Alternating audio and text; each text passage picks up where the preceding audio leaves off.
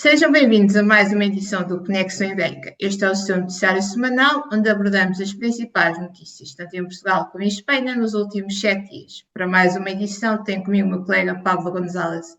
Olá, Pablo, tudo bem? Tudo bem. Quais é que foram as notícias da semana? Bueno, pues la primera es que Pedro Sánchez irá a Brasil dentro de pocas semanas. La segunda es un acto que ha habido con Antonio Costa, que se le ha dado un premio en Barcelona. Y por último, una reseña del libro que hablé la última semana, pues bueno, ya lo pude leer sobre Américo Castro y hablaré un poco de su contenido. Começamos então com a primeira viagem internacional de Sánchez depois das eleições. Para além do Brasil, vai a que outro país da América Latina? Pues va a ir también a Chile y bueno, jugará un poco con esos dos polos también en contraste con Milei, que todavía está la cosa fría. Imagino que habrá una aproximación porque al fin y al cabo Argentina y España tienen muy buenas relaciones a todos los niveles. Y por fin se da esta visita que no pudo darse en tiempo de Bolsonaro y aunque yo te digo, las relaciones de Estado tienen que estar por encima que la de los gobiernos o los partidos, ¿no? Pero bueno, normalmente en este tipo de visitas de Estado se les da un perfil especial y hay que tener, tienen que tener contenidos. Y entonces, pues bueno, ha tardado también por la situación de ambos países, pero finalmente llega, ¿no? Va a ser entre los días 5 y 7 de marzo la visita a Brasil. En primer lugar irá a Brasilia y en segundo lugar, ¿vale? El día 5 llegará, van a ser 2 días y estará en Brasilia y en Sao Paulo. La parte de Sao Paulo va a tener una agenda más económica, como tradicionalmente siempre se ha hecho, ¿no? El día 8 ya irá a Santiago de Chile a visitar a Boric, ¿no?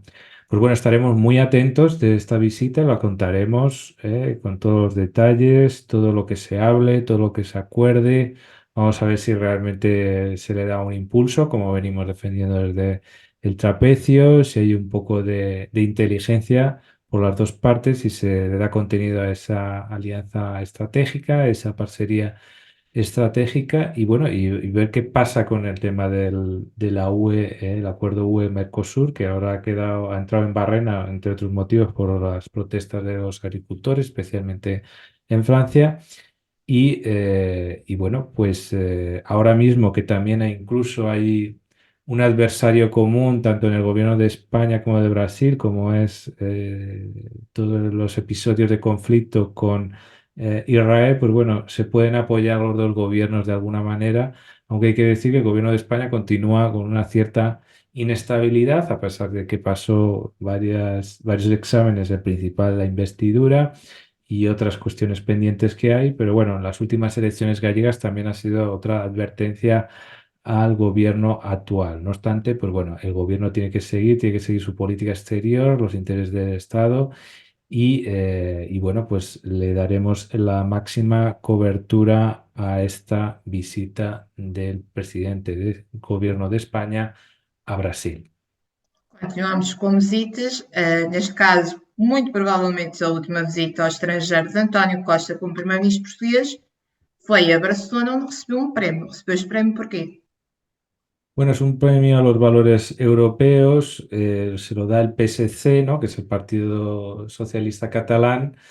Y bueno, esto ya se le dio el año pasado, ¿vale? Formalmente se tomó la decisión en febrero del año pasado y hoy ha sido el evento público donde se le ha dado, donde se han desarrollado diversos discursos. Yo creo que ha sido una forma de un reconocimiento no solamente del socialismo catalán, sino también del español y del europeo a Antonio Costa, porque claro, ha quedado un sabor amargo de años donde se han conseguido avanzar muchas cosas en el seno de la península ibérica y en el seno de la Unión Europea, y tal y como ha habido aquel escándalo, que todavía está por ver en qué queda, si queda en algo o sí que hay cosas de Ou em águas de enjundia. bacalhau, como se diz cá em Portugal. Sí, y entonces pues estaremos también a la expectativa, es otros temas que exige esperar un poco. Pero bueno, sí que, bueno, pues como todo político podemos reconocer también sus cosas positivas, después veremos las negativas, habrá tiempo para todo.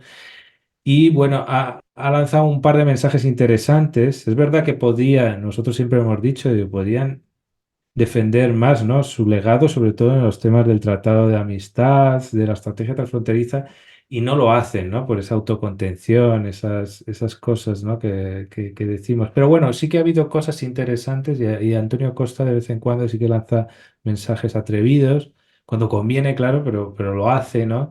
Y no todos los políticos de Portugal lo hacen, ¿no? Entonces hay que reconocérselo, ¿no? Por ejemplo, dijo, y nos dejó un buen titular, que era que nuestros lazos culturales, políticos y económicos con los países de lengua portuguesa y española ensanchan los horizontes de la UE, ¿no? Y bueno, el PSC hizo un documental que hemos puesto también, hemos incrustado en la noticia, un documental de unos 10 minutos sobre la vida de Antonio Costa. También se le trazó un perfil por parte del eurodiputado Javier López, muy interesante como político total, ¿no? Que al mismo tiempo es carismático, cercano, pero también tiene una capacidad analítica o de improvisar un discurso que como hemos comentado y hablamos habitualmente, pues es raro encontrar en los políticos de hoy en día, ¿no? Gente con esa capacidad, ¿no? Y bueno, pues hizo algunos guiños también a Cataluña, intentó hablar en catalán un poco y habló de eso, de otro idioma ibérico, de los pueblos ibéricos. Y bueno, y habló que eso, que no se puede encerrar Europa en unos muros, que bueno, que hay que intentar procurar una integración exitosa de los inmigrantes. Y también hace una idea también interesante para nosotros, que es que nosotros lo hemos entendido como crear una sala ibérica en el edificio Europa, y esto lo vais a entender cuando escuchéis las palabras de Antonio Costa. Dijo el primer ministro que Europa es un edificio multifuncional con salas que solo entran quienes quieran entrar, ¿no? Entonces, hay cosas que pues hay gente que quiere llegar más lejos, que otros que no quieren llegar tanto, entonces según convenga cada parte, pues y entonces en ese sentido sí que podemos interpretar, y esto lo hacemos nosotros desde el trapecio, pues bueno, que dentro de ese edificio europeo, pues también a través de este tratado de amistad y esta estrategia transfronteriza, pues hay una sala ibérica dentro de la UE, ¿no? Entonces, pues bueno, ese yo creo que es el legado que deja, ¿no? Esa sala ibérica, pues quizá honorariamente le tengamos que poner el nombre de la sala a Antonio António Costa Costa. por su herencia y esperemos, y estamos muy atentos a las elecciones en Portugal, de que haya una continuidad, incluso una mejora, ya sé que es mucho pedir, pero bueno, venga quien venga, sea quien sea el presidente portugués, el próximo primer ministro en concreto, que haya una continuidad en ese sentido, ¿no? Entonces, pues bueno, hasta que se dilucide no sabremos las cuestiones jurídicas, no tendremos un perfil completo de lo que ha sido Antonio Costa, pero estas cuestiones históricas se necesita tiempo para esperar, pero bueno, hasta el momento es lógico que haya estos reconocimientos. Agora, para terminarmos, depois temos falado do livro, agora vem a resenha. Qual é que é então a tua opinião sobre o livro? Bueno, yo creo que el libro de González Alcantú, recordemos que es iberista, que es también articulista del trapecio, y bueno, es alguien, para aquellos personas que están interesadas en la historia de España, creo que es una buena manera de entrar o de conocer los debates, porque evidentemente hay mucha cosa de historia antigua, pero también hay cosas de debates del siglo XX, ¿no? Que es el periodo en el que vivió Américo Castro, ¿no? Y bueno, pues ese contexto del regeneracionismo, el positivismo, del krausismo, ¿no? Y bueno, pues yo creo que la persona adecuada era González Alcantuz, porque yo creo que era el único intelectual y académico capaz de simultáneamente rescatar y criticar a Américo Castro. Y bueno, realmente él lo puede hacer con alguna ventaja porque conoció a varios discípulos de Américo Castro en los años 90, los comienzos de los 2000. Y bueno, Américo Castro dejó un legado muy importante en Estados Unidos porque su exilio fue allí, y dejó también en el interior de España, la España tardofranquista y de transición, a varios discípulos, gente interesada en la filología, en la literatura, algo en la historiografía, y después hasta ha llegado un poco esa onda hasta hoy en día en los entornos de la antropología y la islamología de González Alcantuz o del profesor González Ferri, ¿no? Y bueno, con los 50 años de su fallecimiento, ya llevamos un poco, ya dos años, ¿no? De aquella efeméride, pero que quedan rescoldos de aquello y va a haber nuevas publicaciones. Pues ha habido otros profesores que también han hecho contribuciones y puedo hablar de José Antonio Pérez Tapias o de Eloy Gómez Pellón o también de Luis Girón Negrón o también de Juan Carlos, perdón, Conde López. Y bueno, pues realmente es un libro necesario, ¿no? Bueno, pues que nos da un poco de visión de, pues a lo mejor de los defectos que tenía algunos análisis de Américo Castro, de cómo sorprendentemente acertaba a pesar de que sus métodos eran poco ortodoxos. Y bueno, pues también yo explico, ¿vale? Es un artículo bastante largo esta reseña porque quería entrar de lleno, ¿no? Pues hablo también de la polémica con Sánchez Albornoz, que es el otro historiador del exilio, donde hay esa polémica. Sánchez Albornoz da menos peso a la herencia andalusí y sefardí y Castro le da más a ese factor como un elemento de la identidad española, incluso ibérica, porque también en Portugal cada vez más se está dando importancia a esa herencia, ¿no? Quizá más a la parte judía históricamente, pero la parte andalusí cada vez es mayor el interés de conocer esa otra parte de la historia, que quizá no está más en la parte esa de historia institucional, sino de una historia antropológica. Esta es un poco mi visión y siempre la que he querido dar un poco con este concepto amplio, vertical también del iberismo, ¿no? Entonces, pues bueno, ahí entro de lleno de cómo en el contexto vital de de Américo Castro, pues tuvieron que distanciarse un poco de las corrientes francesas porque había mucha influencia francesa en la península ibérica, entonces tomaron un poco de distancia, se acercaron mucho al mundo alemán y después también al mundo iberoamericano y americano en general. Y bueno, y ahí entran un montón de debates que también hemos tratado aquí, de la Contrarreforma, del barroco. Yo me hago diferentes preguntas, ¿no? De si el barroco ibérico tiene algo de realidad intercastiza, ¿no? De intercultural con todas estas cuestiones, si el barroco hispánico tiene algo que ver con el drama, la trama y el arte de los judíos conversos que buscaban reconocimiento y protección a través de excelsas obras del siglo de oro.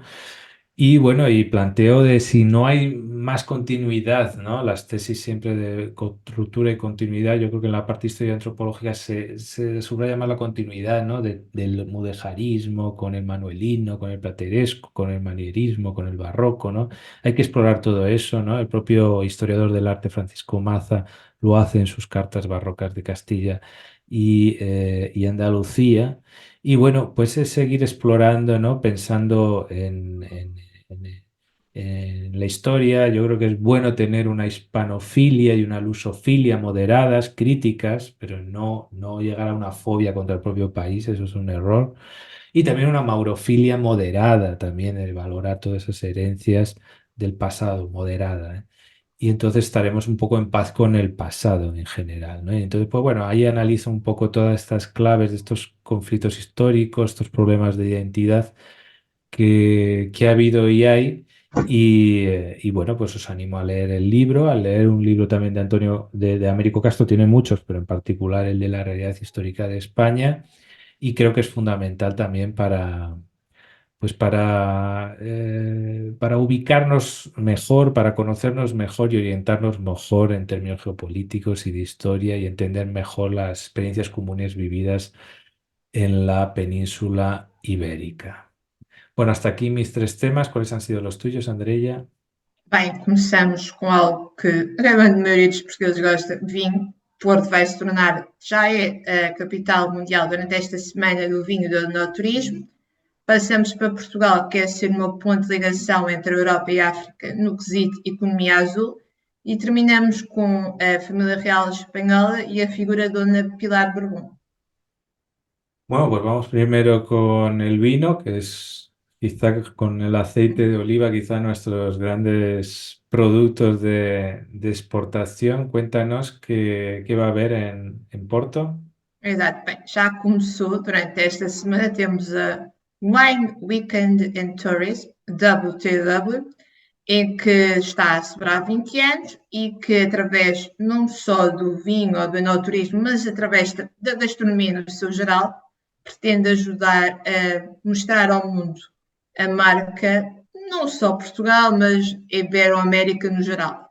Isto porque em vários eventos vão acontecer um pouco pela cidade do Porto, vai haver desde colóquios a conversas com jornalistas, com produtores de vinho e provas de cerca de 4.000 vinhos, vindos de sítios tão dispersos como Portugal, Espanha ou Chile.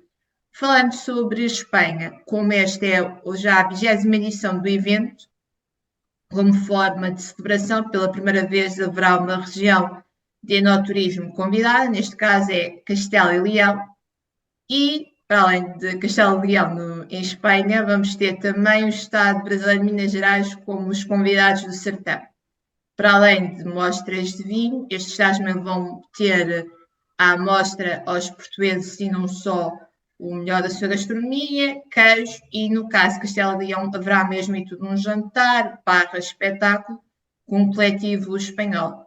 Bem, quem gostar do vinho português, que é uma das nossas grandes qualidades, neste evento poderá encontrar desde os habituais vinhos mais conhecidos, o Porto ou o vinho Madeira, aos tintos, e algo que cada vez mais é procurado são os vinhos com baixo teor de álcool ou vinho branco.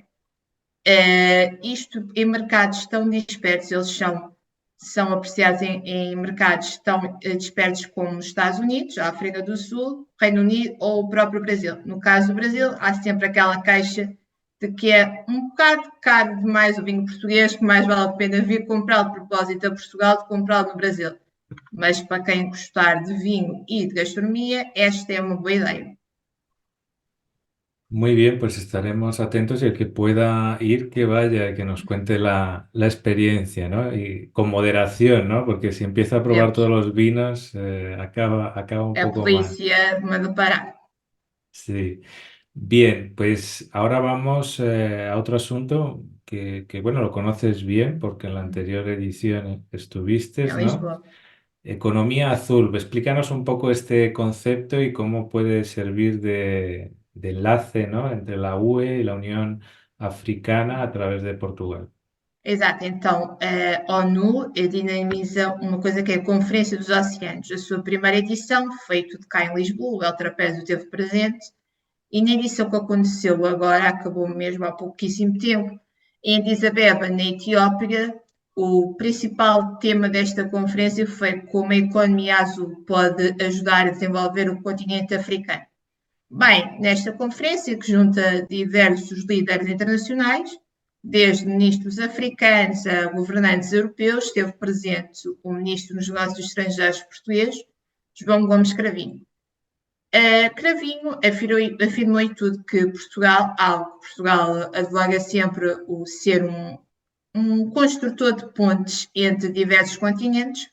Portugal pode ajudar a União Africana, a UA, a ser mais próxima da União Europeia, e falou-se tudo do exemplo português nesta história da economia azul. O que é que a economia azul? Nada mais, nada menos é do que aproveitar o que o mar nos oferece para ajudar a desenvolver os nossos países, sem esquecer a sustentabilidade dos recursos que o oceano nos oferece.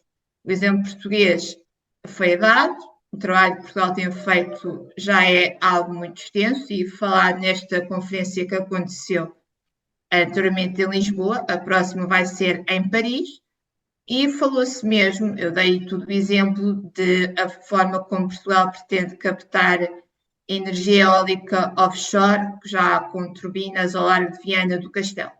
Também há o exemplo de Cabo Verde. O arquipélago Cabo Verde tem todo um plano baseado em economia azul para ser implementado nos próximos 10 anos e que pretende ajudar a desenvolver o país sem esquecer a sua rica biodiversidade.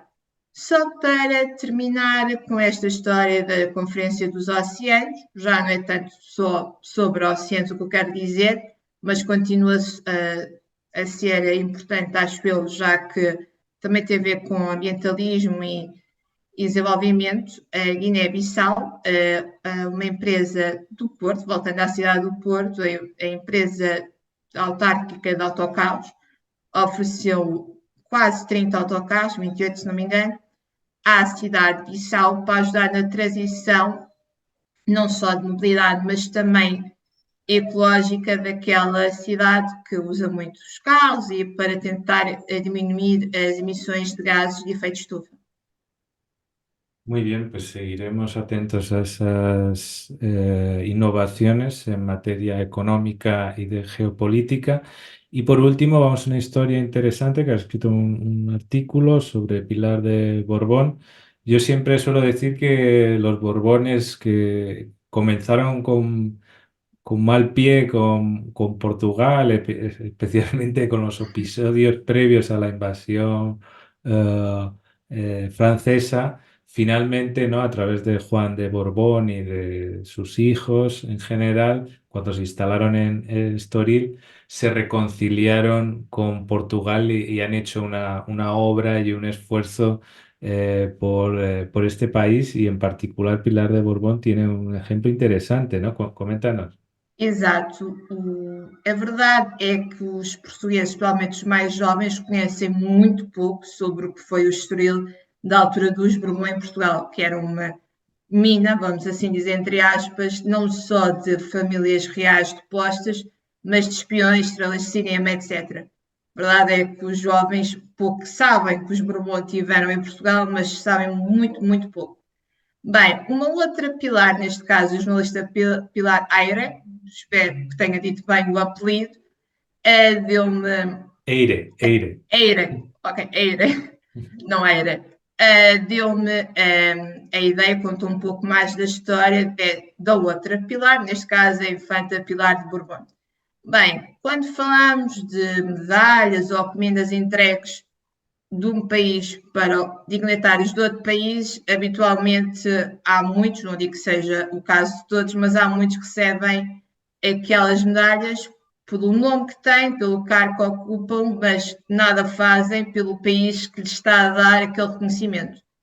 Não é o caso de Pilar Bourbon, que eu atrevo-me a dizer que é a única Bourbon com, neste caso, medalhas entregues pelo Estado português, depois de algo que ela fez como, neste caso, como enfermeira e depois como filantropa, nada a ver com o seu nascimento. Bem, então, Pilar de Bourbon foi uma enfermeira, chegou a ser enfermeira num hospital aqui de Lisboa, que é o Hospital dos Capuz, e a primeira distinção que recebeu do Estado português foi por ter trabalhado na altura como voluntária no Castré. Houve uma explosão na estação dos comboios, com mortes e feridos, e que no hospital precisaram de voluntários para tentar socorrer as vítimas. Pilar de Bourbon esteve presente, fez o seu trabalho, foi fotografada pelos jornalistas vestida de enfermeira, que não faziam a mínima ideia que estavam perante uma infanta de Espanha. Essa foto chegou aos meios de comunicação espanhóis sem saber na altura quem era a pessoa, só depois é que se soube que era Pilar de Bourbon, devido a este trabalho dado no tratamento de mortos e feridos. Na altura, Salazar, isto foi em 1963, mais ou menos no início da Guerra Colonial, houve na altura algo também os mais jovens, os portugueses mais jovens sabem muito pouco, foi que Portugal habitualmente é apelidado o país dos brancos costumes, pacífico, mas antes da Revolução dos Escravos era tudo menos pacífico, atentados terroristas, como foi este caso, esta explosão de bomba, com desvios de paquetes, como foi o caso do Santa Maria, com desvios de aviões para atirar panfletos contra o regime em cima das principais cidades do país. Há casos, são inúmeros. Mas pronto, este foi o primeiro ato de Pilar de Bourbon, como tentar recompensar o que o país lhe deu recebendo a sua família. O segundo foi antes, mais tarde, houve uma grande inundação. Atrevo-me a dizer que tenha sido ali na zona do Ribatejo, porque era onde essas inundações costumavam acontecer. Pilar de Bourbon pediu voluntários, Agariou dinheiro, fez inúmeras iniciativas em Portugal e em Madrid, só que conseguiu levantar algum dinheiro para ajudar as vítimas destas inundações, só que, de facto curioso, na altura de entregar o dinheiro, esqueceu-se do mesmo e já tinham tudo marcado. E para o momento de entrega, o presidente de Portugal sabia que o dinheiro estava em Madrid, que não ia compilar naquele minuto, e no momento de entrega, para nenhuma das partes ficar mal nas fotos, foi entregue um pequeno envelope com recortes de jornal que pareciam notas de dinheiro.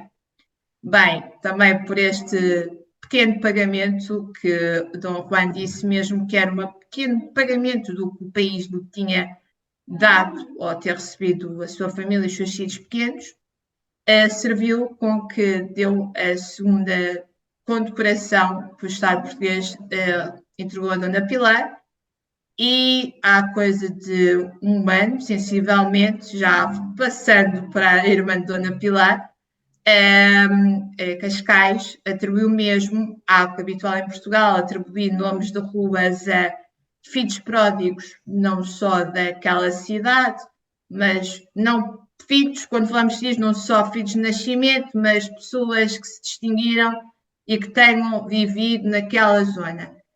Existe em Cascais uma rua com o nome Borbone, como existe em Setúbal uma rua com o nome Mourinho, é algo até bastante comum em Portugal. Pronto, esta era a pequena história que eu queria trazer para terminar.